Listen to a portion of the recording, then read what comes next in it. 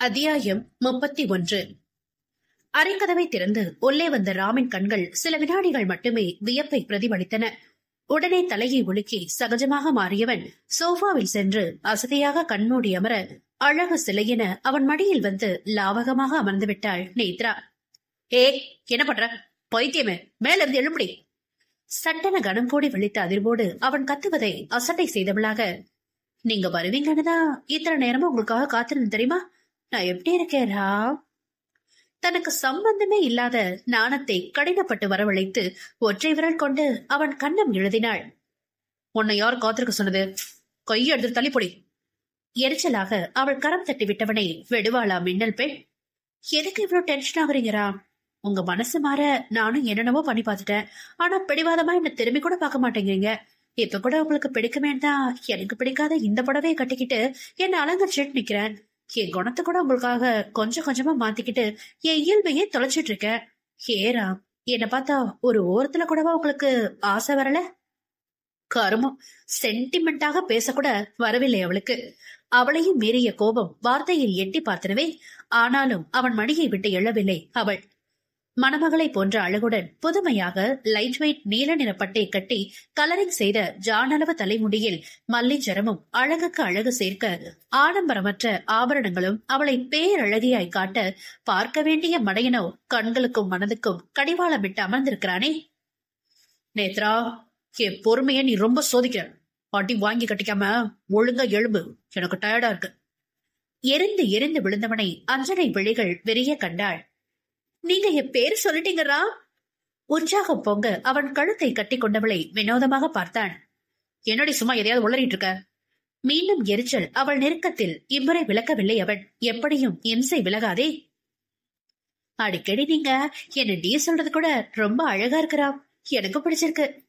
அத்தனை ரசனை அவள் பார்வையிலும் சொல்லிலும் பெருமூச்சு விட்டு சலித்தான். மூக்கோடு மூக்குரசி சினுங்கினாள் அவள். இருவருமே அறியாமல் ஏதோ ஒரு ஈர்ப்பு விசை ஈர்க்க வைக்கப்பட ஒருவரை ஒருவர் நெருங்கிக் கொண்டிருப்பதை அவள் அறிவாள். ஆனால் அவன் அறியவில்லையே. இப்போதெல்லாம் ஏதோ ஒரு மறைமுக ஈர்ப்பு அவள் மீது. அவள் நெருங்கினாள். தடுமாறி ஓடி ஒளிந்து ஆட்டம் போடும் இத்தகைய விளையாட்டு கூட பிடித்தனவே. ஏராம், உங்க கை நடுங்குது. ஹஸ்கியாக இன்னும் அவனை நெருங்கிட அவனது சந்தன நிறத்தில் பளபளத்த வலிய கரத்தின் நடுக்கத்தை மறைக்கவே அழுத்தமாக பதுங்கியது அவள் இடையினில். என்ற மெல்லிய முனகள் அவளையும் அறியாது வெளிவந்து மேலும் வாகாக ஆனவன் மடியினில் ஒருவித மௌன நிலையில் மென் புன்னகை இதழில் பூக்க அமர்ந்து கொண்டாள். வரவர உங்களை எனக்கு ரொம்ப பிடிச்சிருக்கிறா. ஐ திங்க் பொய்யா நடிக்க வந்து உண்மையா உங்களை நேசிக்க தொடங்கிட்ட போல. நிஜத்தை தான் சொல்கிறாள் என தெரியும். ஆன பின்னும் அவனிடம் அமைதி. ஆரம்ப கட்டத்தில் அவள் அவனிடம் பழகுவதும் தனக்குத்தானே கட்டாயம் விதித்து அவனை நெருங்குவது எதிலும் அவளுக்கே விருப்பமின்மையை அவனால் தெளிவாக காண முடிந்தது. அவ்வளவு ஏன், மங்களானான். அவள் கழுத்தில் சூடும்போது கூட எவ்வளவுதானா தன் வாழ்க்கை என அவள் மனதிலும் அவனுக்கான சிறு துளி காதல் என்று பரிதவித்து எச்சிலை விழுங்கிக் கொண்டது அவள் மட்டும்தானே அறிவாள். அழகு வைரமாய் ஜொலிக்கும் பணக்கார வீட்டு பெண் கிளியே தன்னை முழுதாக தருகிறேன் எடுத்துக்கொள் என வெட்கத்தை விட்டு கெஞ்சி பார்த்தும் எந்த ஒரு சூழ்நிலையிலும் இறந்தே போனாலும் கட்டிய மனைவியை தவிர வேறு எவளையும் திரும்பி கூட பார்க்க மாட்டேன் என்று அவன் உறுதியாக இருக்கும் அந்த உன்னதமான காதல்தான் அவளையும் அறியாமல் அவனிடம் காந்தமாக கவரப்பட முக்கிய ஒன்று. அவள் கழுத்தில் தாலி கட்டுவதற்கு முன்பு அவள் அணியும் உடைகள் பலரின் கண்களையும் கூச வைக்கும். ஏன், ராம் கூட அவளையும் அவளின் அரைகுறையான பஞ்சத்தில் அடிப்பட்ட உடையையும் கண்டு பல முறைக்கு மேல் முகம் சுழித்து சென்றதுண்டு. ஆனால் திருமணமான பிறகு அவள் அடிபட்டு படுக்கையில் இருந்த போது ஆட்கள் இன்றிய பல சமயங்களில் அவளின் அப்பழுக்கற்ற கரைகுறையான உடலை துடைத்து சுத்தம் செய்து உடை அணிவிக்க உதவியதுண்டு. அவன் கடைபிடிக்கும் கண்ணியம் காக்கும் சலனமற்ற பார்வையும் செயலுமே போதாதா வெகுவாக பெண் மனதை சூறையாட? 1000 இருந்தாலும் நேத்ராவும் அவன் தாலி கட்டிய மனைவிதானே. அதிலும் அவள் கழுத்தில் இருக்கும் தாலியை கண்டால் போதும் மகடிக்கும் மயங்கும் பாம்பாக மாறிவிடுவான் ராம். இப்போதும் அவன் எதை கண்டால் அடங்கி மயங்குவான் என நன்கு அறிந்தவள் அவன் வரும்போதே தாலி கொடியை எடுத்து கவசமாக வெளியே தெரிய நெஞ்சில் போட்டுக் கொண்டாளே. ராம், ராம், நான் உங்ககிட்டதான் பேசிட்டு இருக்கேன். என் காது செவிடல. ஓஹோ, நான் உங்களை விரும்புறேன்னு சொன்னேன். அது உன் கஷ்டம், எனக்கு அப்ப எந்த எண்ணமும் இல்ல. வெட்டேத்தியாக பதில் வந்தது. உங்க மனசு மாற நான் என்ன செய்யணும் ராம்? ஒன்னும் செய்ய வேணாம். ஏ, நான் எதுவும் செய்யாமலே தன்னால நீங்க என்ன விரும்புவேன்னு சொல்ல வரீங்களா? குறுநகை உதட்டில் தோன்ற அவன் கழுத்தோட முகம் உரசி இழைந்தாள். ஒரு மண்ணும் இல்ல. முதல்ல இப்படி என்ன நெருங்கி தொட்டு பேசுறதை நிறுத்திட்டு தள்ளிப்பொடி. மனுஷனை டார்ச்சர் பண்ணிக்கிட்டு எரிந்து விழுந்தான். அப்போதும் அவன் கரம் அவள் இடையினில் அழுத்தி நடுக்கம் தெளியாது இருந்தனவே. அவனோடு இத்தகைய நெருக்கம் உள்ளுக்குள் அவளுக்கு ஒருவித சிலிர்ப்பை ஏற்படுத்த உள்ளங்கை வேர்த்து ஈரத்தோடு சேர்த்து அவள் இடையினில் அவனது சூடு பரவியதில் அவளது தேகமும் சூடேறி விரும்பியே அவன் கையில் குழைந்தன. வெளியே சொன்னாள், வேதாளம் முருங்கை மரம் ஏறிவிடுமோ என்று நினைப்பேன். ஒன்றும் அறியாதது போலவே அவன் மனிதனில் அவள். முன்னெற்றியில் கலைந்து விழுந்த முடி வியர்வையில் நனைந்து ஈரம் சொட்ட கண்ணை மறைத்து தவழ்ந்ததில் நுனி மூக்கில் வியர்வையின் ஈரம் வழிய கண்கள் ஒரு மாதிரி சிவந்து சோர்விலும் அவனது சிவந்த முகம் அழகாக காட்சிப்படுத்தியதை வெகுவாக ரசித்து, கியூட்டான மில்கி பாய். உதடு புன்னகைத்து கரம் உயர்த்தி மீண்டும் கேசம் கலைத்து மேலேற்றி கோதி விளையாடியவளை தலையை செலுப்பி விலக்கிக் கொண்டு முடிந்து மட்டும் முறைத்தான் ராம். பேருக்குதான் நான் ஆன்டி ஹீரோயினா இருக்கேன். ஆனா அதுக்கான எந்த வேலையும் இது வரைக்கும் பாக்கல. நீங்க தான் கான்செப்ட் மாத்தி ஆன்டி ஹீரோவா பிஹேவ் பண்ணி என்னைய உங்ககிட்ட இறக்கி வர வைக்கிறீங்க. இனிமேலாம் நல்லா பொறுத்து போக முடியாது ராம். நானும் டெரர் தானே இந்த ஊர் உலகத்துக்கு நிரூபிக்கணும். சீரியஸான முகபாவனையோடு லூசு போல் படபடுத்தவளை கேவலமாக ஒரு லுக்கு விட்டார். என்ன அப்படி பாக்குறீங்க? விவரம் தெரிஞ்சதுல இருந்து நான் ஆசைப்பட்டது எதுவும் என் கைக்கு எட்டாம போனதில்ல. ஆனா நீங்க மட்டும் மிஸ் ஆயிட்டே போறீங்க.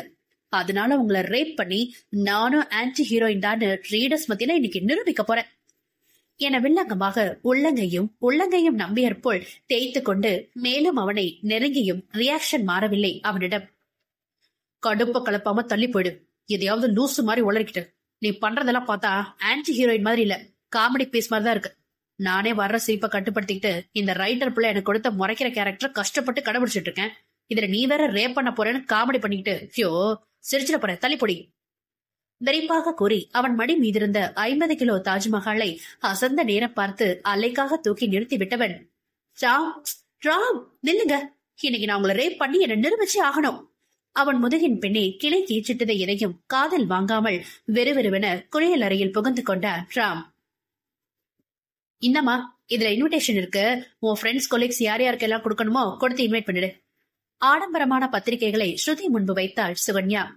அழகிய சிவப்பு நிற பாண்டில் சத்யசீலன் வெட்ஸ் ஸ்ருதி என அச்சடிக்கப்பட்டிருந்த கார்டுகளில் சிறிது நேரம் கண்களை நிலைக்க விட்டவளாக, சரிமா என்றவள் தயாராகி வெளியே வர அவளின் வருங்கால கணவன் சிரித்த முகமாக அவளுக்காக காத்திருந்தாள்.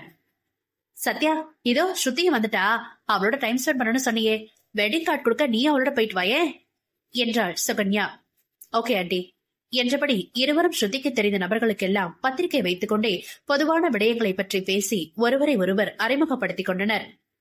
அடுத்து எந்த ஃப்ரெண்ட் வீட்டுக்கு போன ஸ்ருதி? என் பெஸ்ட் ஃப்ரெண்ட் நேத்ரா வீடு என்றாள் நீண்ட நாட்கள் கழித்து தோழியை பார்க்க போகும் உற்சாகத்தில். ஓ சரி சரி என்றவனுக்கு வழி சொல்ல கார் ராம் வீட்டு வாசல் முன்னால் நிற்க இருவரும் கைகோர்த்து எதையோ சிரித்து பேசியபடி வந்தவர்களை பணிதான் மரியாதையாக அழைத்து அமர வைத்தாள். அக்கா, நீங்க எனக்கு அக்கா தானே?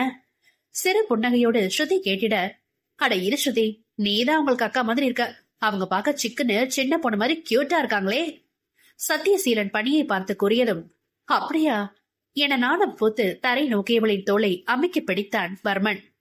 அதான பார்த்தேன், இன்னும் நம்ம ஆளுக்கு மூக்கு வேர்க்கலையேன்னு இந்த வேர்த்திருச்சுல. நமட்டு சிரிப்போடு கணவனை பார்க்க, மாவளே அவன் சின்ன பொண்ணுன்னு சொன்னா பழைய காட்டுற, பேசி அனுப்பிட்டு உள்ளவா, நான் யாருன்னு காட்டுறேன். அவனுக்கு மட்டும் கேட்கும்படி பற்களை கடித்ததும், அத்தே நைட்டு தான் ஓவர் டோஸ்ல அந்த காட்டு காட்டினா திரும்பவுமா அலண்டு ஓடிவிட்டாள் கிச்சனை நோக்கி. வணக்கம் சார், நான் நேத்ராவோட ஃப்ரெண்ட் ஸ்ருதி. இவரு நான் மேரேஜ் பண்ணிக்க போறவரு என தங்களை அறிமுகப்படுத்திக் கொள்ளும் போதே ராமும் அங்கு சேர்ந்திட, அண்ணா எப்படி இருக்கீங்க என்றாள் சங்கட்டமாக. நேத்ரா செய்த குளறுபடியால் அவன்தானே அதிகம் பாதிக்கப்பட்டது. அதனால் வந்த சங்கடம் அது. நல்லா இருக்கேமா, நீ எப்படி இருக்க என்றான் மரியாதையாக. எப்போதும் திமிராக நடந்து கொள்ளும் நேத்ரா மீதுதான் கோபமே தவிர நிதானித்து மரியாதையாக நடந்து கொள்ளும் ஸ்ருதி மீது பார்த்த முதல் நாளிலிருந்தே நன்மதிப்பு ராமிற்கு இருக்கவே செய்தது. நல்லா இருக்கேனா, வீட்டுல கல்யாணம் முடிவு பண்ணிருக்காங்க. அதான் நேத்ராவை உங்களையும் இன்வைட் பண்ணலான்னு வந்தேன். எங்க அவ? வேற எங்க, உள்ளதா இருக்கான் சலிப்பாக ராம் சொல்ல, ஏன் ஃப்ரெண்டு கிட்ட மட்டும் தான் பேசுவியா? எங்களெல்லாம் பார்த்தா பேய் பேசாத மாதிரி இருக்கா என்ன? கிச்சன் பக்கமே பரபரப்பாக நோட்டம் விட்டுக் கொண்டிருந்த சத்யசீலனின் தொடையில் கை போட்டு கேட்ட வர்மன் மனதிலோ, மவனே அங்கனடா பார்வை இங்க பேசிட்டு இருக்கும்போது என்ற பொறுமிட வலையில் சத்யசீலனின் கண்மொழி பெதுங்கி போனது வர்மாவின் இரும்பு கை செய்யும் ஜாலத்தில். அச்சோ, அதெல்லாம் இல்லனா, அந்த சிடுமுஞ்சிய பாக்கிறத விட போன கதை ஆன்டி ஹீரோ உங்க முஞ்சிய பாத்துட்டு போயிடலாம். நமட்ட சிரிப்போடு சொன்னவளை கோபம் இல்லாது முறைத்தான் வர்மன். யார பார்த்து சிடுமுஞ்சின்னு சொன்ன? இரட்டை குரல் கோபமாக வெளிவந்தன. ஒன்று நேத்ரா, மற்றொன்று வாசலில் நின்றிருந்த அவள் பாசமிகு அண்ணன் நரேனுடையது. அண்ணன் தங்கையின் ஒரே மாதிரியான கோப முகத்தை அனைவரும் மாறி மாறி பார்க்க, அவன் ஆண் இவள் பெண் என்ற ஒற்றை வித்தியாசம் மட்டும்தான் இருவருக்குள்ளும் வேறுபட்டது. ஏய், என் தங்கச்சியை பார்த்தா சிடுமூஞ்சி மாதிரி இருக்கா உனக்கு? வெளியிலிருந்து ஏறிக்கொண்டு வந்தவனை கண்டு, நீயும் தங்கை விட மோசம்தான் என்று சொல்ல ஆசைதான். ஆனால் அவனை பார்க்க கூட பிடிக்காமல் சட்டென முகத்தை திருப்பிக் கொண்டு எழுந்தவள், இந்த நேதோ, எனக்கு கல்யாணம் முடிவாயிருக்கு.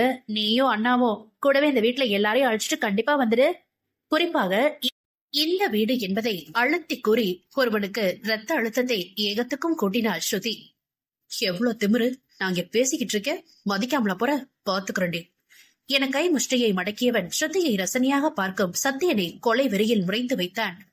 அதற்குள் அனைவருக்கும் டீயும் பலகாரமும் கொண்டு வந்த பணி.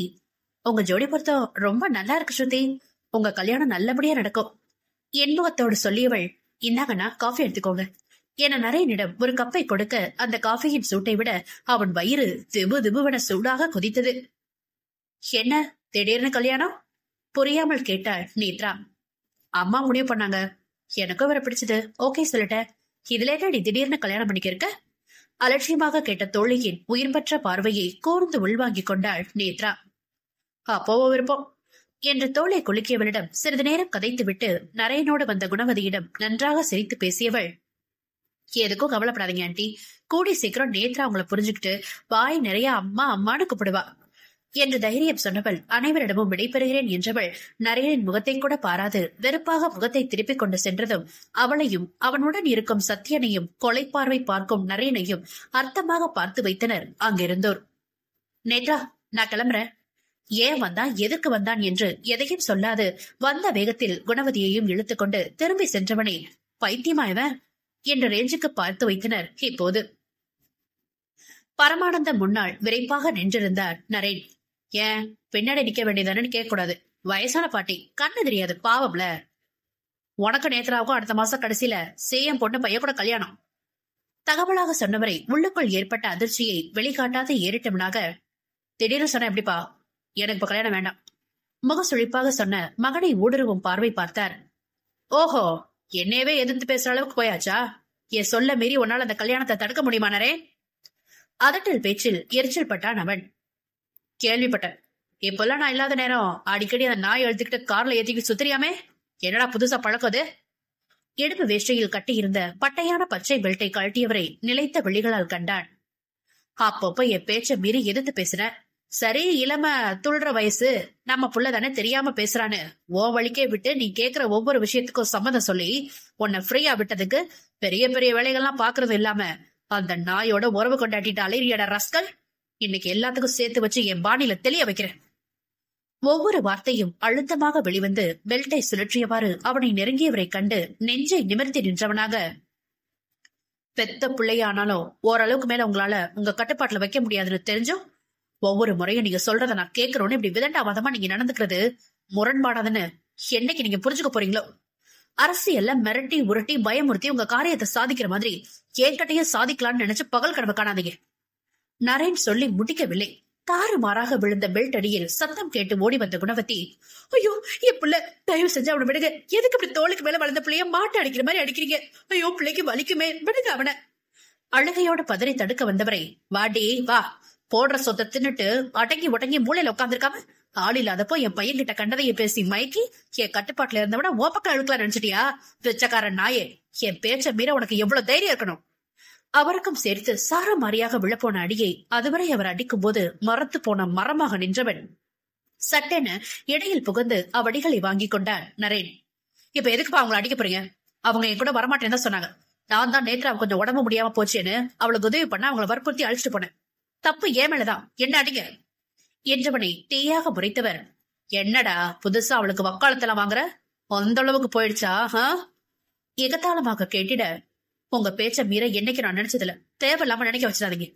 இரும்பாக முழிந்தவனாக அங்கிருந்து செல்லும் முன் பரமானந்தம் கண்ணெதிரே குணவதியின் அறையில் அவரை பாதுகாப்பாக விட்ட பிறகே வீட்டை விட்டு வெளியேறியவன் இரவு நடு நேரத்தில் குடித்துவிட்டு முழு போதையில் தள்ளாட்டமாக சென்றதோ ஸ்ருதியின் வீட்டுக்கு.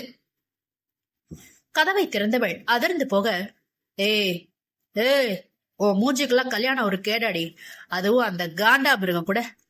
போதையில் குளறலாக பேசியவன் நிற்கக்கூட நிதானமின்றி அவள் மீதே மட்டம் அல்லாக்க விழுந்தவனை இன்னும் வியப்பு குறையாமல் கண்டவளின் பஞ்சு உடல் அவனது திடமான ஜிம்பாடியை தாங்க மாட்டாமல் விடவிடவென அவன் கடியில் நடுங்கிக் கொண்டிருந்தது. அத்தியாயம் 32. நீ எதுக்கு ஏன் வீட்டுக்கு வந்த? அதுவும் இந்த டைம்ல? கோபமாக வெடித்தவள் கதவை அடித்து சாத்து முன் படாரண கதவை திறந்து கொண்டு தள்ளாடி உள் நுழைந்தவனை கண்டு கோபம் உச்சியை தொட்டது. என்ன தைரியம் இருந்தா என் கண்ணு முன்னாடியே இன்னொருத்தர கல்யாணம் பண்ணிக்க போறேன்னு பத்திரிகை எண்ணிட்டு இல்லாம அவ கைய புடிச்சுக்கிட்டு ஜோடி போட்டுட்டு போவ. யாரு அவன்? போயும் உன்ன மாதிரி ஒருத்திய கல்யாணம் பண்ண ஒத்துக்கிட்டானா அப்ப அவன் எவ்வளவு கேடுகட்டவனா இருக்கணும். போதையில் சிவந்த கண்கள் அப்பட்டமான கோபத்தை வெளிப்படுத்திட ஸ்ருதிக்கு பத்தி கொண்டு வந்தது. மைண்ட் இட் நரேன், அவரை பத்தி பேச உனக்கு எந்த ஒரு அருகதையும் இல்ல. நான் யாரு வேணாலும் கல்யாணம் பண்ணிப்பேன், கைய பிடிப்பேன், அவ்வளவே கொட்டி கூட பிடிப்பேன். அது என்னோட இஷ்டம். அதை பத்தி கண்டவனுக்கும் எக்ஸ்பிளைன் பண்ணணும்னு எனக்கு எந்த அவசியமும் கிடையாது. கோபத்தில் திளைத்து திமிராக நேர்கொண்டு அவள் சொன்ன விதத்தில் நக்கல் துணியும் சேர்ந்திடத்தில் ஆத்திரத்தில் ஏய் என்ற அதட்டலோடு பற்களை கடித்தவனாக, என்ன சொன்ன? எனக்கு அருகதில்லையாடி, முழுசா உன்னை பத்தி தெரிஞ்சவன்டி. நான் இந்த அருகதை போதாத எனக்கு, நீ யாருக்கும் கிடையாதுரி. நீ ஒரு அசிங்க பிடிச்சவ. உன்னை பார்த்தாலே எனக்கு வெறுப்பாகுது. என் மேலே அபாண்டமா பழி போட்டு அவமானப்படுத்தினால நீ சந்தோஷமாவே வாழக்கூடாதுரி. உன் வாழ்க்கையை சீரழிக்கணும் தானே கார்லயே வச்சு அன்னைக்கு உன்ன. அதற்கு மேல் நிற்க முடியாமல் தள்ளாடி அவள் மீதே தனது முழு வாரத்தையும் போட்டு விழுந்திருந்தான் நரேன். நல்ல வேளையாக பஞ்சு மெத்தை போன்ற புளோர் மேட் சிவப்பு கம்பளியாக விரித்திருந்தமையால் விழுந்த வேகத்தில் ஸ்ருதியின் பெண்மண்டை தப்பியது. எவ்வளவு எதிரா! அவனது எடை மொத்தமும் அவளை அழுத்திக் கொண்டிருந்ததில் மூச்சு திணறினாள் ஸ்ருதி. உனக்கு அவ்வளவு தைரியமாடி? என்ன மீறி அந்த அவன் பேர் என்ன ஏதோ வருமே என யோசித்தவன், அவன் பேரு என்ன கருமம் வந்துட்டு போகுது. என்ன மீறி அந்த சீலிங் மண்டையன நீ கல்யாணம் பண்ணிக்க முடியுமா அவனால? போதையில் அவள் கழுத்து வளைவில் முகம் புதைத்து உதடு பாரபட்சமின்றி தங்கச் சங்கிலியோடு மோதி உமிழ்நீர் வழிந்து பாவையின் பெண் கழுத்தில் ஈரமாக்கி அவனது மூச்சு காற்றை அதில் பரவி சூடேற்ற குளறலாக உளறியபடி சாஷ்டாங்கமாக அவள் மீது படுத்திருந்தவனை தள்ளி தள்ளி பார்த்து ஓய்ந்து போனாள். ஸ்ருதி, ஐ ஹேட் யூ வெரி மச். உன்னை பார்த்தாலே பிடிக்கல. அப்படியே வயிறு ரொம்ப பசிக்குதுரி. என்னடி சாப்பிட வச்சிருக்க என்றானே. கொலைவெறியே வந்தது அவளுக்கு. என்ன மனுஷன் அவன்! உனக்கு என்ன பிடிச்சா என்ன பிடிக்காட்டி என்னடா ஃப்ராடு. எனக்கு தானே உன்னை பார்த்தா அப்படியே கொல்லணும் போல ஆத்திரம் வருது. கை இரண்டையும் இறுக்கமாக மடக்கி மேட்டில் குத்தி கொண்டவளுக்கு அவன் பசிக்கிறது என்றெல்லாம் காதில் விழவில்லையா, அல்லது கண்டுகொள்ளாமல் விட்டாளா? அவளுக்கே வெளிச்சம். ஒழுங்கா எமிழத்து எழுத்து என் வீட்டை விட்டு வெளியே போயிடு நரேன். ஏற்கனவே நீ எனக்கு பண்ணது பெரிய தப்பு. இதுல குடிச்சிட்டு வந்து திரும்ப என்கிட்ட பிரச்சனை பண்ற. இந்த முறை நீ என்ன பண்ணாலும் பொறுத்து போவேன்னு பாக்காத. உன் அம்மா ஒருத்தவங்களுக்காக மட்டும்தான் நீ என்னை கெடுத்து நாசம் செஞ்சோ அந்த வலி வேதனைகளை எல்லாம் மனசுக்குள்ளேயே போட்டு புழுகிட்டு இருக்க. மரியாதை எல்லாம் காற்றில் பறந்து காட்டு கத்து கத்தியவளுக்கு அன்று அவன் காருக்குள் வைத்து தந்த ரணங்களை நினைத்து இப்போதும் அச்சத்தில் உடல் நடுங்கிட கண்ணீர் வழிந்து செவிகளில் சரணடைந்தன. ஆம், அன்று கோபத்தில் புத்தி செயல் இழந்தவனாக அவளின் சந்தோஷத்தை கெடுக்க எண்ணி பெண்ணவளின் பெண்மையை அவளின் எதிர்ப்புகளை மீறி பறித்து விட்டான் நரேன். அன்று நடந்தது 18+ தானுங்கோ. விரும்பாதவங்க கடந்துக்கோங்க. அப்புறம் விதண்டாவாதமா படிச்சு போட்டு காமக்கதான முத்திர குத்தக்கூடாதுன்னு சொல்லி போட்டானுங்க. நரேன், என்ன பண்றீங்க? எதுக்கு என்கிட்ட வரீங்க?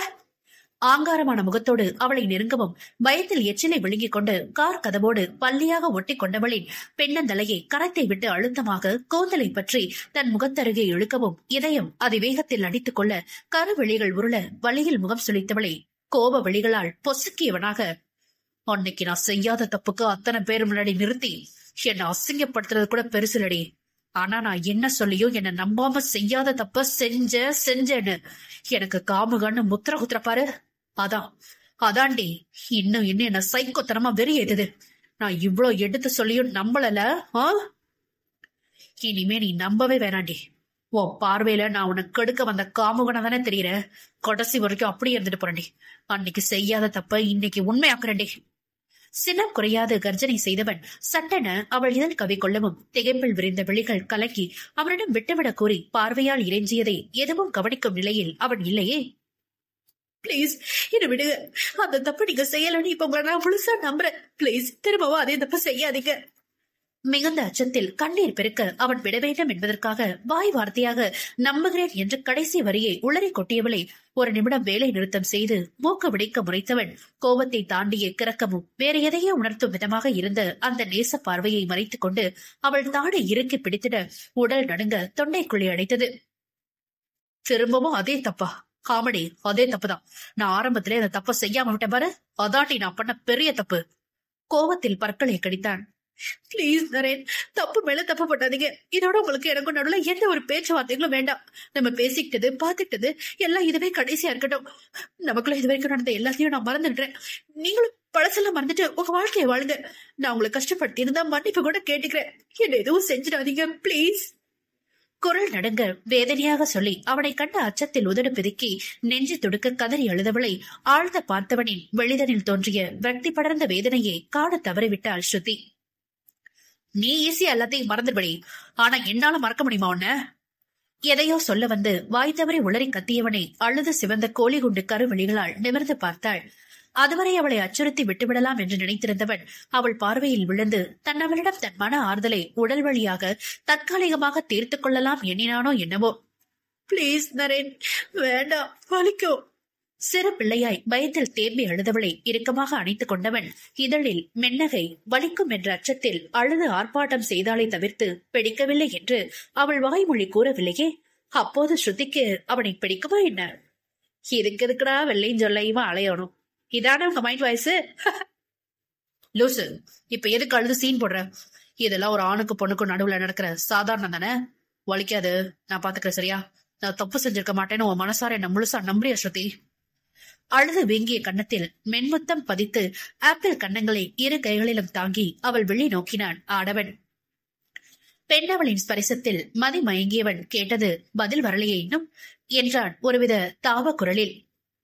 என் சம்மந்தம் இல்லாம ரேப் பண்ண போறவனுக்கு நான் எதுக்கு பதில் சொல்லணும்? சொல்ல மாட்டேன் போட.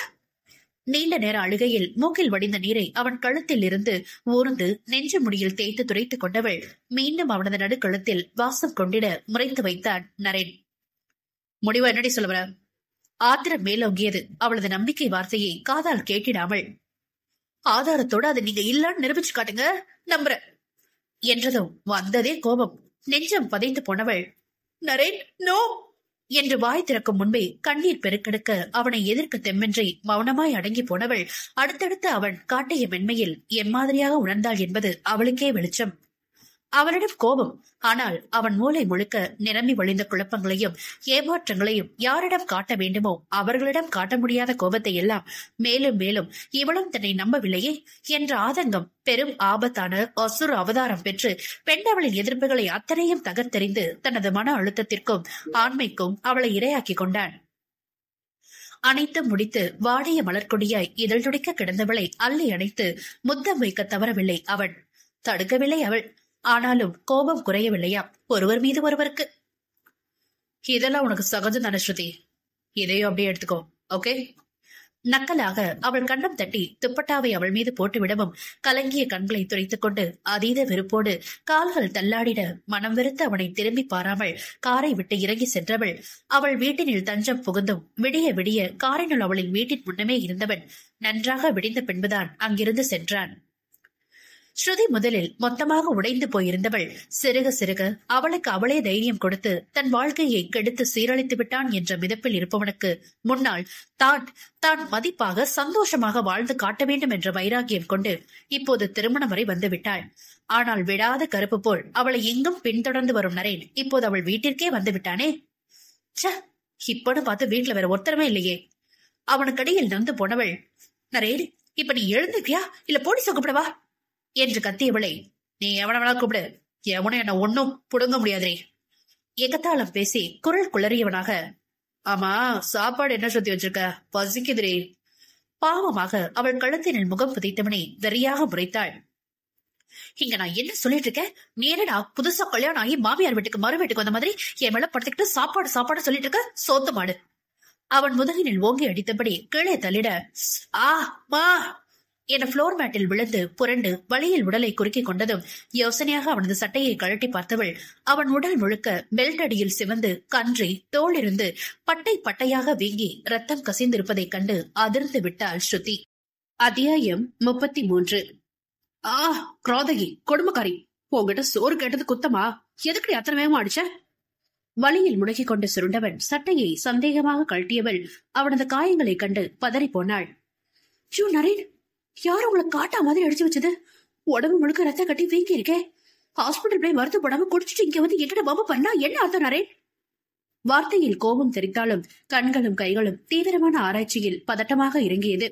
வேறு எங்கெங்கு அவன் உடலில் காயங்கள் இருக்கிறது என்று.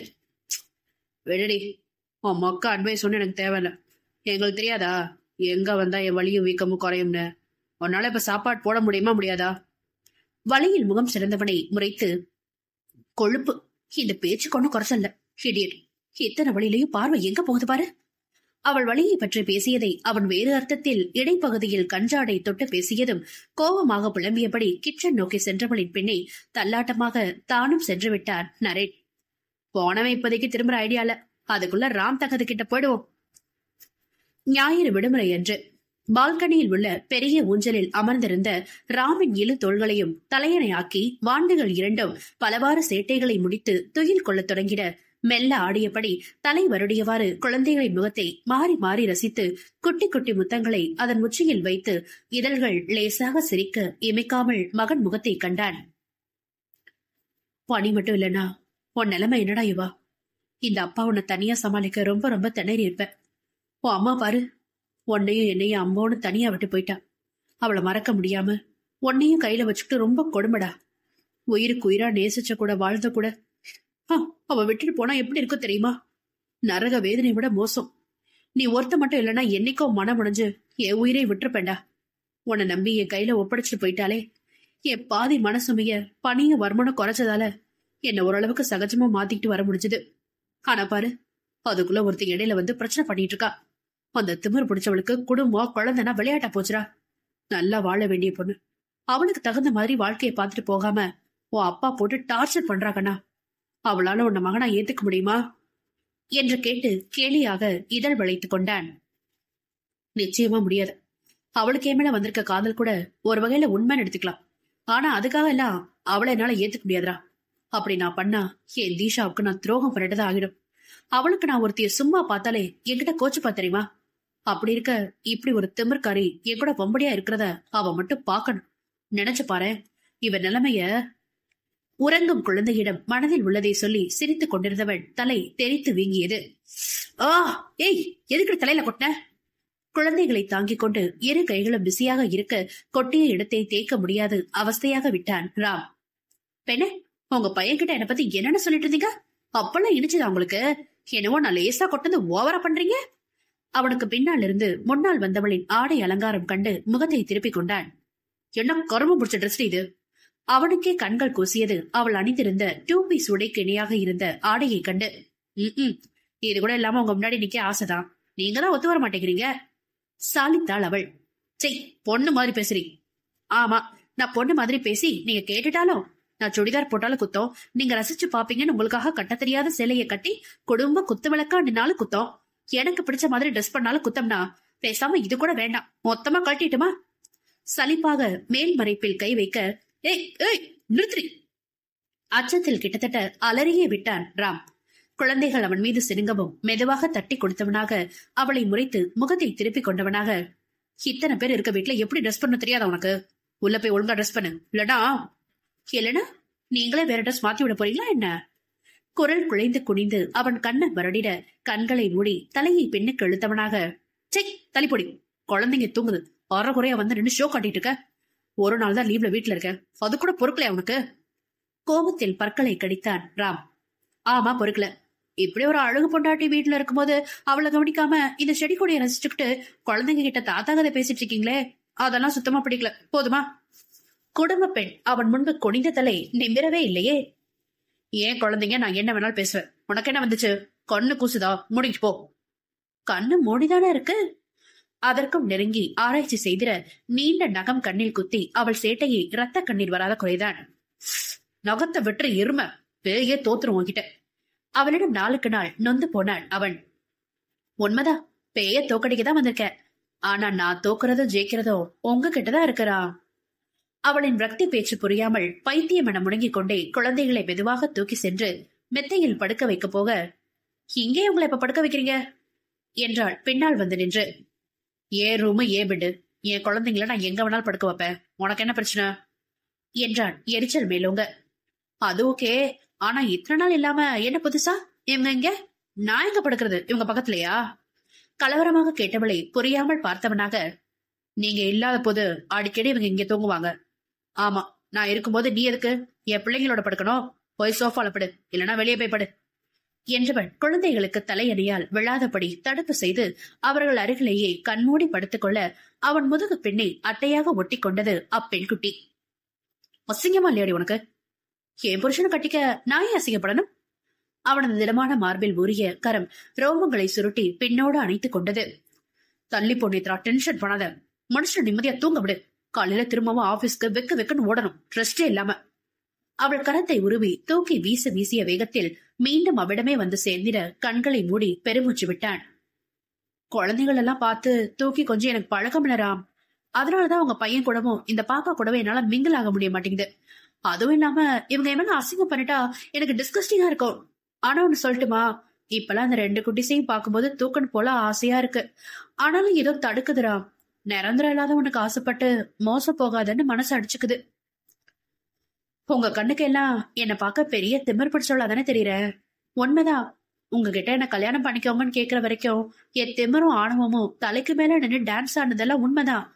ஆனா அது நீங்க என் கழுத்துல தாலி கட்டி இந்த வீட்டுக்கு வர வரைக்கும் தானே சொன்னா நம்புவீங்களா? நீங்க நம்பலனாலும் அதுதான் நிஜம். நிறைய உங்ககிட்ட மனசு விட்டு பேசணும் போல இருக்கிறா, ஆனா முடியல. சில ரகசியங்கள் எல்லாம் என்னோட புதைஞ்சு போட்டும். அதெல்லாம் உங்ககிட்ட சொல்லி எந்த நிலையில உங்களை குற்ற உணர்ச்சியில தவிக்க விட மாட்டேன் என்பதை மட்டும் மனதுக்குள் சொல்லிக் கொண்டவளை சட்டென அவள் புறம் திரும்பி படுத்து அமைதியாக கண்டான் ராம். எப்படி விரட்டி துரத்தி விட்டாலும் தன்னையே சுற்றி சுற்றி வந்து தன் காதலையும் எதையோ தன்னிடம் சொல்ல முடியாமல் அவள் தவிப்பதையும் சிறிது காலமாக உணர்ந்து கொண்டிருப்பவனுக்கு தவறே செய்திருந்தாலும் மேலும் மேலும் அவளை வார்த்தையால் காயப்படுத்த அவனது இரக்கமுள்ள மனம் இடம் கொடுக்க மறுக்கிறதே. அது அவள் மீது வந்த இரக்கமா, அல்லது சிறிது சிறிதாக அவள் புறம் தடமாறுகிறதா? விடை தெரியாத புதிராக ராம் இப்போது.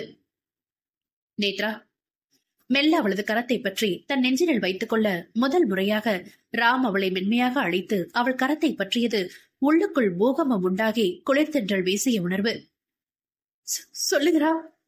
மகிழ்ச்சியில் தலைகால் புரியாமல் தேக உரச படபடப்போடு அவனை நெருங்கியவளை கண்டு மெல்ல புன்னகைத்தான் அவன். நான் ஏற்கனவே கல்யாணம் ஆனவன்டே என்றான் அவளது விழிகளோடு விழி கோர்த்து. எனக்கும் உங்களோட கல்யாணம் முடிஞ்சிடுச்சு ராம்.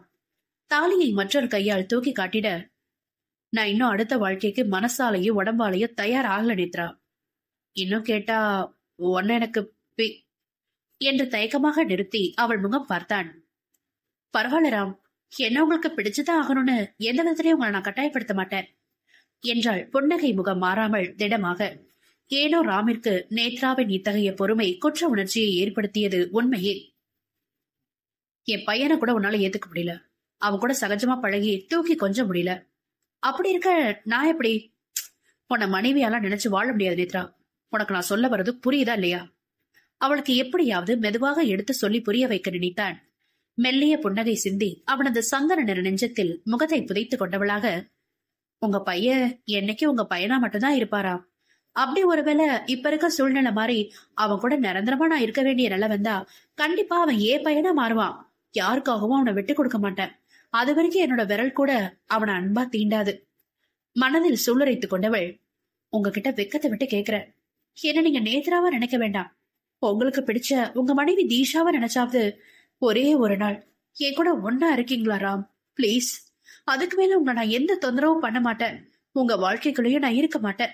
பிளீஸ் ராம், எனக்காக இது ஒண்ணு மட்டும் செய்வீங்களா?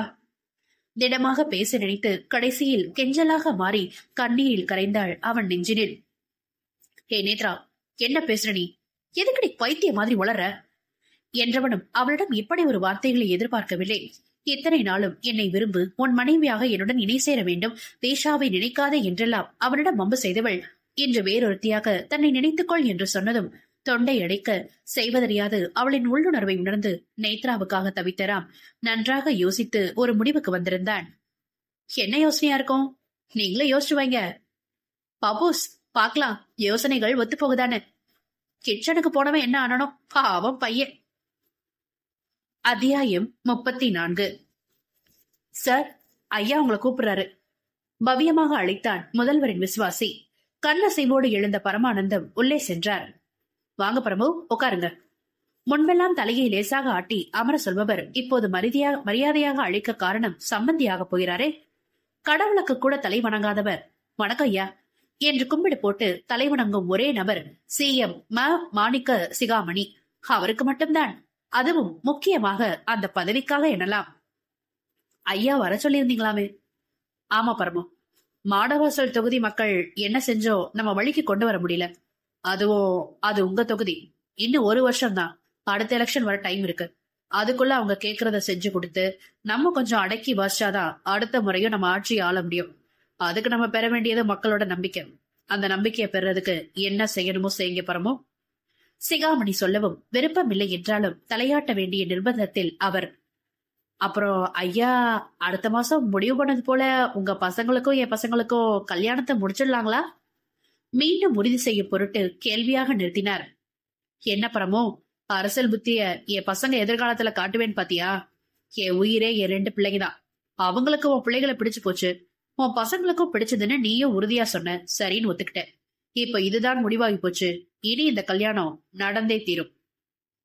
உறுதியாக அவர் சொல்லிட, இதுதானே எனக்கும் வேணும் என்ற வில்லங்க புன்னகையோடு, எப்படியாவது இந்த கல்யாணத்தை முடிச்சுட்டு அடுத்த வருஷம் நடக்க போற எலெக்ஷன்ல ஓ இடத்துல நான் இருப்பையா மனதில் நினைத்து கர்வத்தோடு உல்லாச உலகில் வித்தெடுக்க லக்ஸரியான ஹோட்டல் நோக்கி சென்றார்.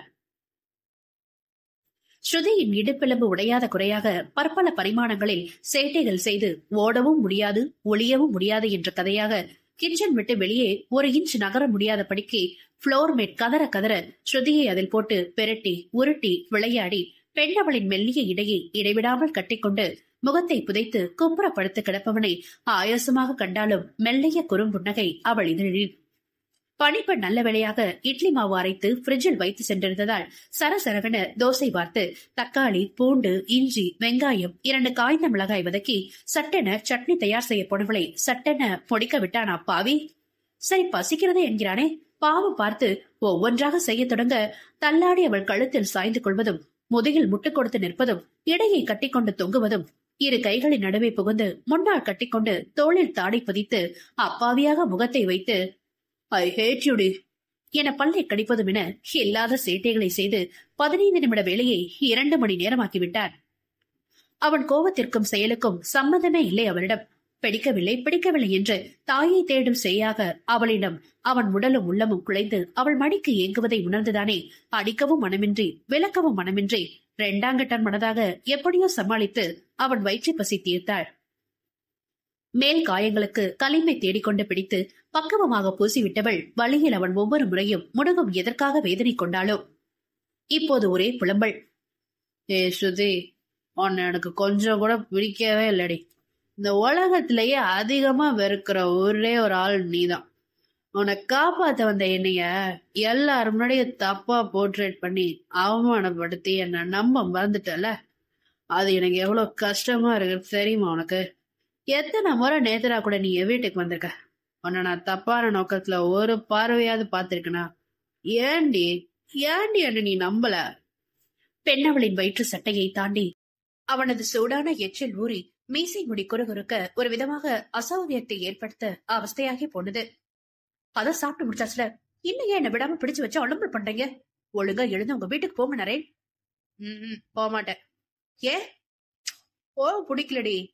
ஓஹோ, சொந்த வீட்டுக்கு போக பிடிக்கல, ஆனா உங்களுக்கு பிடிக்காத வெறுக்கிறவ வீட்டுல மட்டும் இருக்க பிடிக்குமோ? எரிச்சல் பட்டாள். அத அவன்கிட்ட சொல்லணும்னு எனக்கு அந்த அவசியமும் இல்ல. எனக்கு எங்க இருக்கணும்னு தோணுதோ அங்கதான் இருப்பேன். கொஞ்சம் கொஞ்சமாக போதை தெளிய பேச்சும் தெளிந்தது. ஏன் நரேன் என்ன நிம்மதியாவே இருக்க விட மாட்டீங்க? விருப்பம் இல்லாம என் கற்பை என் கிட்ட இருந்து எடுத்துக்கிட்டீங்க. இப்ப எனக்கு கல்யாணமும் நடக்க போகுது. இந்த சமயத்துல என் வீட்டுக்கு வந்து நீங்க நடந்துக்கிற முறை உங்களுக்கே சரியா படுதா? கோபத்தில் அழுகை வெளிவர குரலும் உடலும் நடுங்கின. நீ மட்டும் ரெடி. பிடிக்காதவன் உன் கற்ப சூறையாடான்னு தெரிஞ்சும் பலமான எதிர்ப்பு காட்டாம அமைதியா தானே உனக்கு கொடுத்த. அது மாதிரிதான் இதுவும். அப்புறம் என்ன சொன்ன? கல்யாணமா? சரிதான். வேற ஒருத்தர் கல்யாணம் பண்ண போறவதான் அர்த்த ராத்திரியில பிடிக்காதவன் குடிச்சிட்டு வந்தா அடிச்சு வெளியே துரத்தாம அவனுக்கு வக்கனையா செஞ்சு ஊட்டி விடுவீங்களாக்கோ? நக்கலாக எதிர் கோணி புறமும் உயர்த்தியவனை காணாத முகம் திருப்பினாள். பதில் சொல்றி.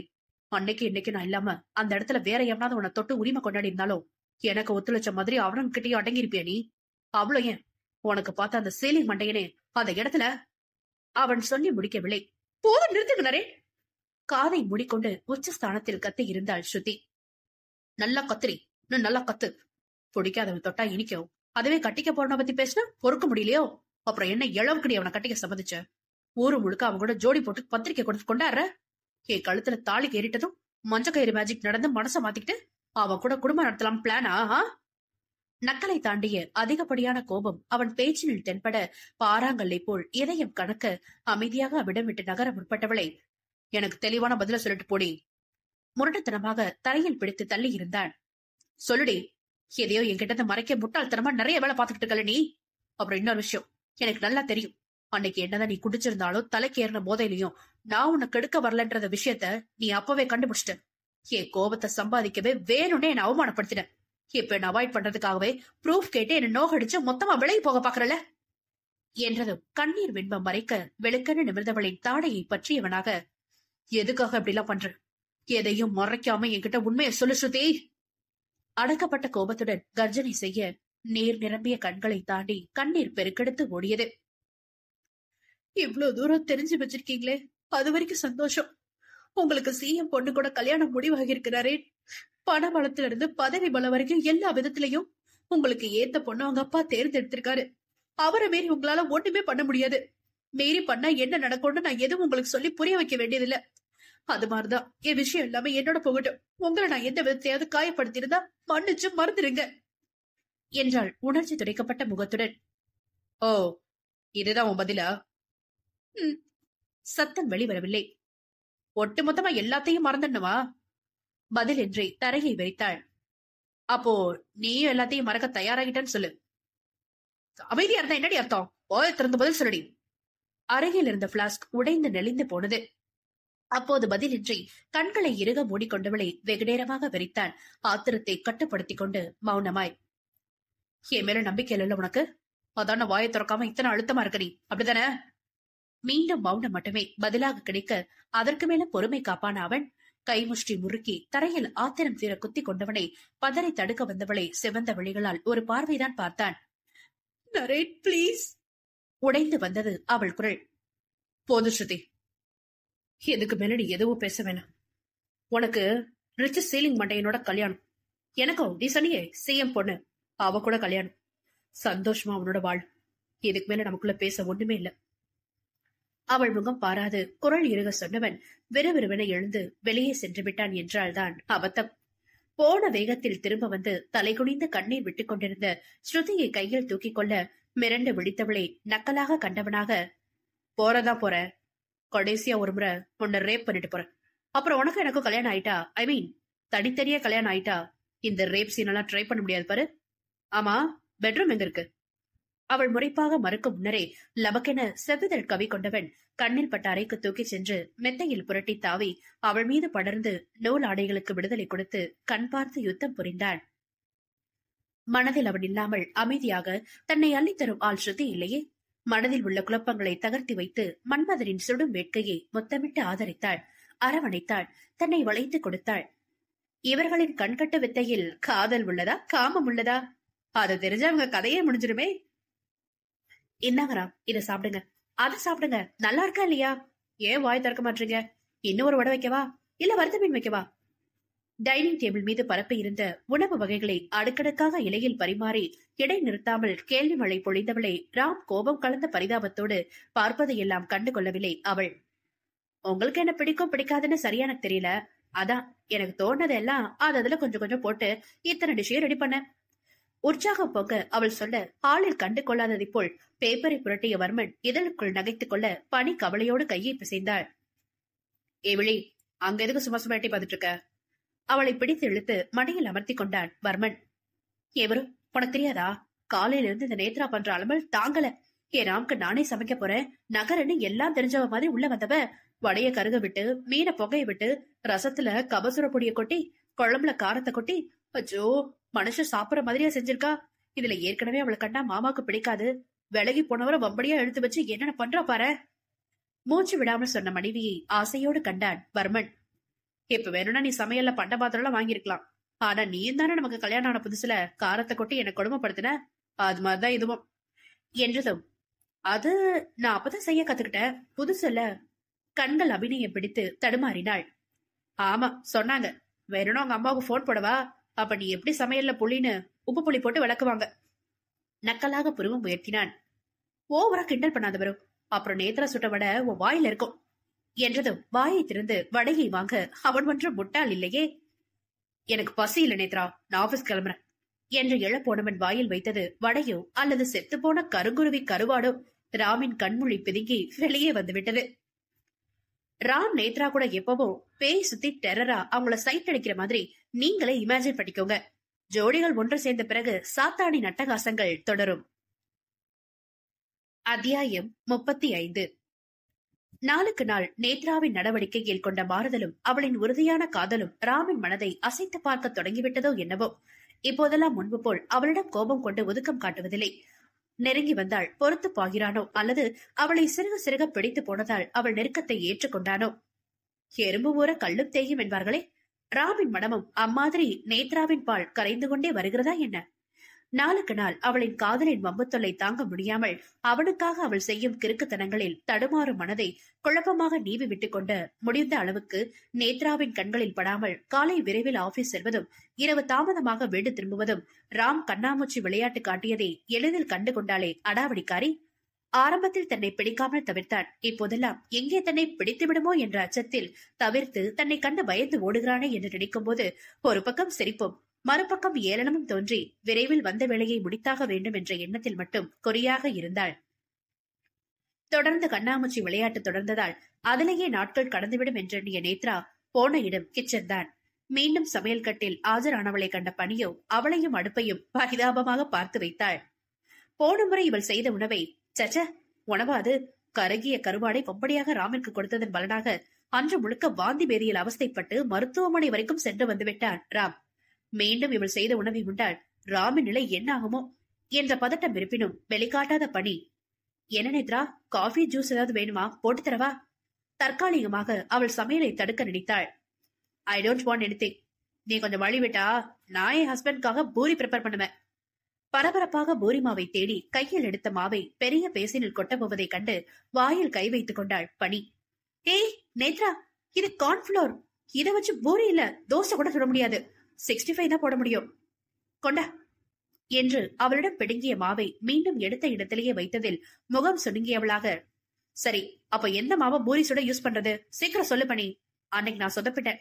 இன்னைக்காவது டேஸ்டியான பூரி வித் பன்னீர் மசாலா ரெடி பண்ணி மதியம் ராம்க்கு எடுத்துட்டு போகணும் என்றவளை கண்டு பெருமூச்சு மட்டுமே விட முடிந்தது பணியாள். காலையிலே மாமாவுக்கு நான் சாப்பாடு கையோட கொடுத்து அனுப்பிட்டேன் நேத்ரா. ஆனாலும் ஆசையை நான் ஏன் கெடுக்கணும்? ஒரு புருஷனுக்கு தான் கையால சமைச்சு கொடுத்து சாப்பிட வைக்கணும்னு எல்லா பெண்களுக்குமே வர்ற ஆசை தானே. ஆனா அந்த ஆசை உனக்கு வந்ததா என்னால நம்ப முடியல. அதுலயும் மதியத்துக்கு பூரி, அதுதான் அல்டிமேட். நமட்டு சிரிப்போடு சொன்ன பணியை நேத்ரா முறைக்க, சரி சரி முறைக்காத, ஒண்ணு பண்ணு, நான் ஒவ்வொரு ஸ்டெப்பா என்னென்ன செய்யணும்னு சொல்றேன், நீ அதே மாதிரி செய், என்ன ஓகேவா என்றதும் நேத்ராவின் முகத்தில் வந்த ஒளிவட்டம் கண்டு தனக்குள்ளே புன்னகைத்து கோதுமை மாவை அவளிடம் கொடுத்து மாவை பக்குவமாக பிசைந்து வைத்து வெள்ளை துணி போட்டு மூடி ஓரம் வைத்ததும் பன்னீர் கிரேவிக்கு செய்முறை விளக்கம் சொல்ல அதன்படி உன்னிப்பாக செய்து கொண்டிருந்தாலும் சிறு சிறு தவறுகள் வந்ததை கவனமாக சரி செய்தாள் பணி. இல்லையில் ராம்தானே தண்டனை அனுபவிக்க வேண்டும். உணவு மேஜையில் வைத்திருந்த மசாலாவின் கமகம வாசனை நாசியை துளைத்ததில் வயிறு பசிக்கவும் சட்டென சுட்டு வைத்த பூரியில் 4 தட்டில் வைத்து அதன் மீது மசாலாவை ஆவி பறக்க ஊற்றி இருக்கையில் அமர்ந்து பூரியை பீத்து உண்ணத் தொடங்கிய நேத்ராவை கண்டு தலையை உலுக்கிக் கொண்டாள். ராமிற்காக செய்கிறேன் என்றவள் அவனுக்கு கொண்டு போகாமல் முதலில் இவளை எடுத்து உண்பதையும் பத்மாவும் பார்த்தார். வாய் திறக்கவில்லை. தீஷாவாக இருந்தால் எத்தனை மணி நேரம் ஆனாலும் சரி, யார் சொல்வதையும் காதில் வாங்காமல் ராம் வந்ததும் முதலில் அவனுக்கு பரிமாறி அவன் வயிறார உண்டு முடித்த பின்தான் அவள் உண்பாள். ஆனால் இந்த ராங்கிக்காரி தீஷா இல்லையே. தாய் மனம் இரு மருமல்களையும் ஒப்பிட்டு பார்த்தாலும் அந்தந்த குணம்தான் இருவருக்குள்ளும் இருக்கும். அழகும் வேறுபாடும் அதை மாற்ற எண்ணாதவர் நேத்ராவின் வழியில் சென்றே மகனுடன் நன்மாதிரி வாழ வைக்க வேண்டும் என்று நினைத்துக் கொண்டார். யுவா, மலர், அங்கெல்லாம் போக கூடாது, பாக்ஸ் மேல விழுந்துரும், இங்க வாங்க. சத்தம் போட்ட பணி 2 குட்டி குஸ்மான்களையும் மாறி மாறி இழுத்து பிடித்தே சோர்ந்து போனாள். குடோன் வேலை நடப்பதால் அங்கிருந்த பாதி பொருட்களை வர்மன் கொண்டு வர சொல்லி ஆளின் ஒரு ஓரத்தில் இறக்கி வைத்திருக்க அட்டை பெட்டிகள் வந்ததிலிருந்து இந்த வாண்டுகள் தொலை தாங்க முடியவில்லை. எங்கு போகாதே என்கிறோமோ அங்கேயே நண்டு கால்களை வைத்து பின்னி பின்னி நடந்து சென்று ஆட்டம் காட்டி ஓடி ஒளிந்து கொள்வதில் அத்தனை மகிழ்ச்சி போலும். டேடி, ஏண்டா படுத்துறீங்க? 2 பேரும் வாங்க, குளிச்சு தூங்கலாம்.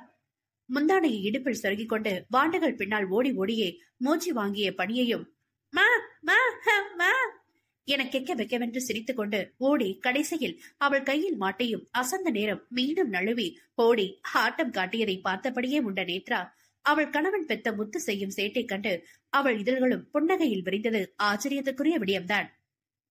மலரு, நீ இப்படி உட்காரு. யுவா, நீ அப்படி உட்காரு. நான் வேலையை முடிக்கிற வரைக்கும் 2 பேரும் இடத்த விட்டு அசையக்கூடாது, புரிஞ்சுதா?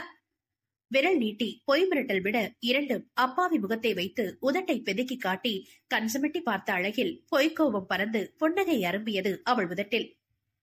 பணி, நீ போய் தண்ணியை விளாவி வச்சுட்டு வாமா, நான் இவங்களை பாத்துக்கிறேன்.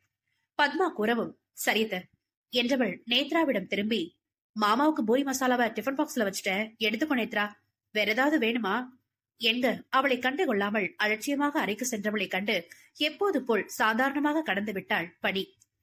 சற்று நேரத்தில் எல்லாம் முழுதாக தயாராகி வெளியே வந்த நேத்ராவை கண்டு பத்மா அதிர்ந்து பார்க்க குழந்தைகளை தூக்கிச் செல்ல வந்த பணியும் உறைந்து போனாள். தங்கையோடு விளையாடிக் கொண்டிருந்த யுவா நிமிர்ந்து பார்த்தவன் மா மா என்று குதூகலித்து ஓடி நேத்ராவின் கால்களை கட்டிக்கொண்டு நம்ப முடியாத தருணம். குனிந்த யுவாவை பார்த்த நேத்ராவின் இதழினில் கசந்த புன்னகை. நேத்ரா, உனக்கு என்ன பைத்தியமா பிடிச்சிருக்கு? எதுக்காக நீ? பணி தொடங்கும் போதே கை நீட்டி தடுத்தவளாக, உன் அட்வைஸ் எனக்கு வேணா பணி, என்னை ஏன் போக்குல விடு, தேவையில்லாம என் விஷயத்துல மூக்க நுழைக்காத. காரமாக உரைத்தவள், டேய் தள்ளு, ரச கசக்காத என அவளை விட்டு பிரிய மறுத்த குழந்தையே அது கதற கதற நெஞ்சில் ஈரமில்லாது உதறி தள்ளிவிட்டு சென்ற நேத்ராவை வேதனையாக பார்த்து நின்றனர் இரு பெண்களும். மதிய உணவு இடைவேளை. தொழிலாளர்களுடன் பேசியபடியே தனது கேபின் சென்று கையில் ஒட்டியிருந்த கிரீஸ் ஆயிலை கழுவிய ராம் காலையில் பணி கொடுத்த உணவை எடுத்து மேஜையில் வைத்து பிரிக்கும் போது பட்டண கதவு திறக்கும் சப்தம்.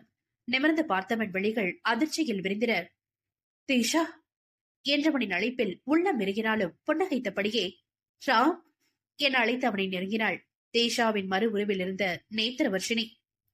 மேலிருந்த கீழாக அவளை பார்த்த விழிகளை அவனாலே நம்ப முடியாமல் நேத்ராவின் முகத்தை இயலாமையோடு கண்டான் ராம். தேஷாவின் பிறந்தநாள் போது அவன் எடுத்துக் கொடுத்த ஊதா நிற காஞ்சிப்பட்டை உடுத்தி அந்த புடவைக்கு ஏற்ப தேஷாவின் நகைகளை அணிந்து அவளைப் போலவே ஒற்றை ரோஜாவை தலையில் சூடி எப்படியாவது ராம் மனதில் இடம் பிடிக்க வேண்டும், அதற்கு தன்னை இன்னொருத்தியாவது அவனுக்கு பிடித்து விடாதா என்றே இப்படி கிறுக்கு வேலை செய்து கொண்டு வந்தவளை என்ன சொல்லி திருத்துவது? பிறந்தது முதலே கருத்து தெரியவில்லை என்றாலும் கோமாவின் படுத்திருக்கும் தேஷாவின் மீது ஏறி அம்மா அம்மா என விளையாடிய குழந்தை யுவா அப்படி இருக்க மீண்டும் தன் அம்மாவைப் போலவே ஒருத்தியை மீண்டும் நேரில் கண்டால் குழந்தை என்ன செய்யும்? அன்னைக்கும் குழந்தைக்கும் உணர்வுகள் தானே தங்களின் எண்ணங்களை இணைக்கும் முக்கிய பாலமாக இருக்கிறது. ஆனால் நேத்ராவின் உணர்வுகளும் எண்ணங்களும் வேறென்ன குட்டி யுவாவுக்கு யார் புரிய வைப்பது? ஏன் நேத்ரா அதெல்லாம் பண்ணி உன்னை நீயே வருத்தப்படுத்திக்கிற? சோர்வாக கேட்டு இருக்கையில் அமர்ந்தவனின் மடியில் உரிமை கொண்ட மனைவியாக அமர்ந்து அவன் கரங்களை எடுத்து வயிற்றில் கட்டிக்கொள்ள வைக்க அமைதியாகவே இருந்தான் ராம். ஏன்னா உங்க கூட சேர நான் எந்த எல்லைக்கு போக தயங்க மாட்டேன்னு அர்த்தம் ராம். அலட்டி கொள்ளாமல் பதில் வந்தது. உனக்கு நல்ல வாழ்க்கை இருக்கு, அதையே இப்படி கெடுத்துக்க பாக்குற? சலிப்பு அவனிடம். மனசுக்கு பிடிச்சவர் கூட 1 மணி நேரம் வாழ்ந்தாலும் அதுதான் என்னை பொறுத்த வரைக்கும் நல்ல வாழ்க்கை. திருத்த முடியாதிரி உன்ன. கோபத்தில் பற்களை கடித்தான் அவன். சிரித்துக் கொண்டாள் அவள். என்ன இழிப்பு! நியாயமா பார்த்தா அழணும், ஆனா நான் சிரிக்கிறேன். மனதில் நினைத்தவள், ஒண்ணுல ராம், இன்னைக்கு நான் உங்களுக்கு பூரி சுட்டு எடுத்து வந்திருக்கேன், சாப்பிடுறீங்களா? ஆசையாக அவள் சொல்லிட மறுக்கத்தான் நினைத்தான். அதற்குள் அவள் பூரியை தட்டில் எடுத்து வைக்கவும் அமைதியாக இருந்தவன் மனதில் அவள் செய்த உணவை எண்ணி மரண பீதி உண்டானது என்னவோ உண்மைதான். உன்னை என்னால புரிஞ்சுக்கவே முடியல நேத்ரா. திட்ட வாய் திறக்கும் போதே பாதி பூரியை சுருட்டி பன்னீர் மசாலாவில் தோய்த்து அவன் வாயில் அடக்கினாள். பொய்யாக முறைத்தவன் முகத்தில் உணவின் ருசியால் அப்பாடா தப்பிச்சோம் என்ற திருப்தி. நல்லா இருக்கு நேத்ரா. உண்மையாவே நீதான் செஞ்சியா? நம்ப முடியாமல் கேட்டிட, நான் தான் செஞ்சேன். பணி கைட் பண்ணா. வேண்டா வெறுப்பாக சொல்லவும், அதானே பார்த்தேன். பணி மட்டும் இல்லனா இன்னைக்கு நான் கருவாட்டு புரிய தின்னுட்டு எந்த ஹாஸ்பிட்டல்ல கவுந்து கிடந்திருப்பேன்னு யாருக்கு தெரியும்? அவளை கேலி செய்யவும், என்ன சொன்னீங்க என அவன் தோளில் அடிக்க வந்தவளை கைப்பிடித்து தடுக்க புடவை தடுக்கிவிட்டு அவன் மீதே விழுந்தவளை இடையில் கைதாங்கி பிடிக்க 4 விழிகளும் ஒன்றிணைந்த அழகிய தருணம். முதலில் தன்னை மீட்டெடுத்தது ராம்தான். கருப்பு நிற மைத்தீட்டிய பெரிய பெரிய விழிகளின் வழியே ஆடவனை முழுதாக விழுங்கி தின்பதைக் கண்டு தொண்டைக்குழி எச்சில் விழுங்கியவனை மெதுமெதுவாக நெருங்கிய சாயம் தீட்டிய இதழ்களை மிரட்சியாக நோக்கி பின்னால் சென்றவன் சட்டையை இறுக கசக்கி பிடித்தவள் கோணல் சிரிப்பாள். வசியம் செய்து லபக்கென ஆண் அதரம் இரண்டையும் விழுங்கிக் கொண்டாள். மற்ற பெண்கள் போல் கூச்சம் பெரிதாக இல்லை அவளிடம். அதிலும் மனதால் ஆண் போன்ற கம்பீரமும் எண்ணமும் கொண்டவள் நேத்ரா. மனதுக்கு பிடித்த ஆணிடம் மட்டும்தானே கூச்சத்தை மொத்தமாக திறந்து காட்டி தன் தேவைகளை தீர்த்து தன்னவனின் எண்ணங்களையும் பூர்த்தி செய்ய முடியும். சமீபத்தில் வந்த ஞானோதயம் அது. ஆண்களை தோற்றுவிடும் அளவுக்கு முத்தத்தில் கைதீர்ந்தவளாக லாவகமாக அவன் அதரம் சுவைத்து முத்தத்தில் பேகச்சி வாங்கியவனையே திணறடித்தாள் நேத்ரா. பெண்ணவளின் நசரடிக்கும் முத்தத்தில் கரங்கள் அழுத்தம் கூட்டி இறுக்கிக் கொண்டன அவள் இடையினை. அவள் முத்தம் மறுத்து தள்ளிவிட நொடியும் ஆகாது. இருந்தும் அவள் முத்தம் ஏற்கிறான் என்றால் காரணம் உண்டே.